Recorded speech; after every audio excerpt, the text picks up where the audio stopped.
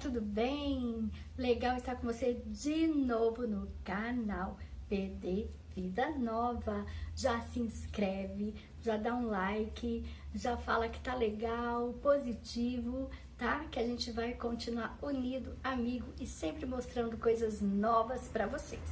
E esse canal vai falar do quê? Vai falar de surdo, vai falar de surdo cego, vai falar da língua de sinais, muitas coisas legais relacionadas à surdez, tá bom? Espero que você goste. Então vai lá e já se inscreve para que mais novidades eu possa estar colocando no canal para satisfazer a sua curiosidade.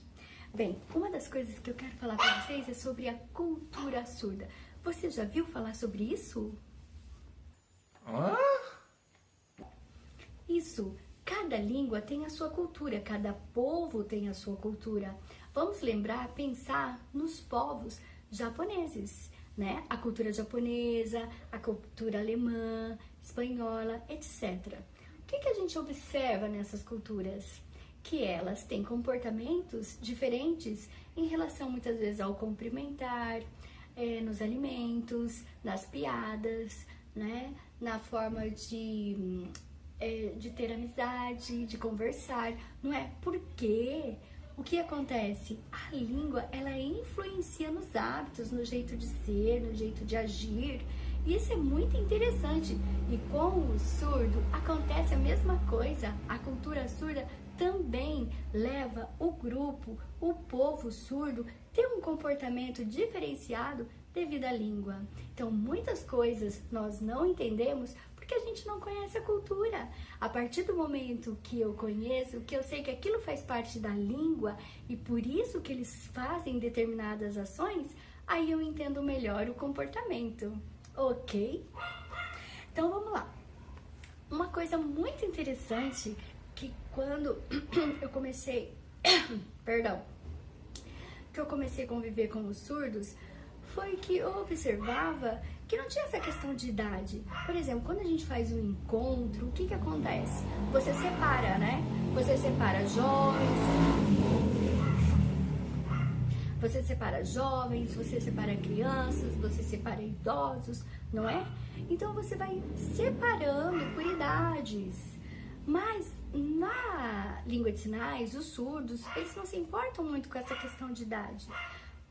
Por exemplo, quando a gente une, chama para um evento, para um encontro, não importa se ali tem crianças, se tem adolescentes, se tem idosos, eles se relacionam muito bem. Por que isso? Por causa da língua, por causa da comunicação.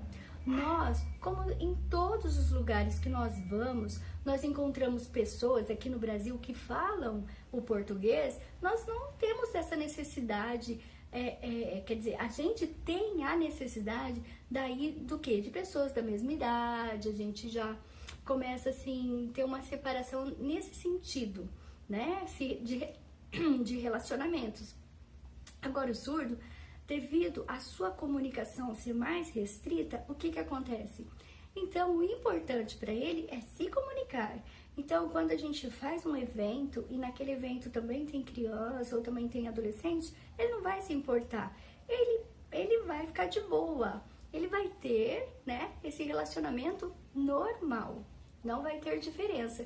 E isso é muito legal. Isso eu gostei muito. Porque no começo eu não sabia que era assim. Então, eu achava que ia ser ruim, que eles iam se incomodar.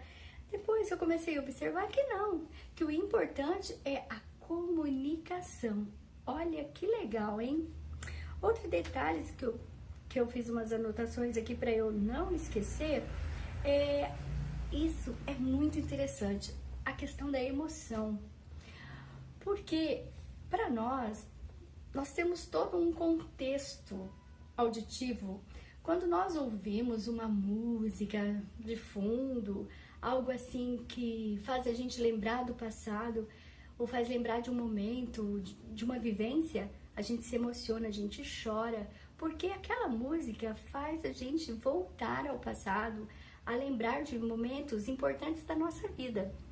No caso do surdo, ele não tem isso, ele não vai ter essa lembrança musical, né? Algo que assim, que ajude ele na sua emoção, né? Então a sua emoção é toda visual e isso se torna mais difícil para ele, né? Mais difícil se emocionar. Não é como nós que nos emocionamos com mais facilidade.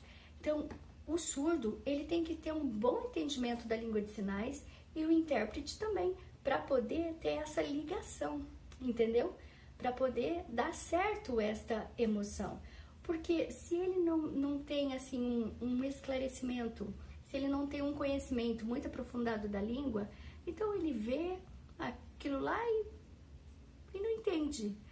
E se o intérprete não tiver também uma condição linguística muito boa para interpretar aquela emoção, né, aquele acontecimento, o surdo também não vai conseguir se emocionar. Olha só que responsabilidade.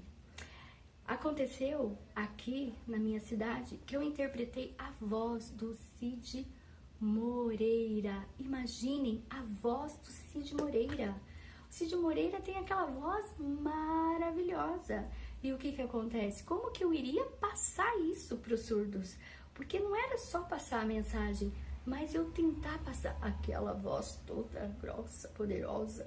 Então eu tentei de todas as formas, através do meu corpo, a emoção que a voz do Cid estava falando, estava fazendo a gente sentir, tá? Então esse é uma curiosidade bem interessante, né?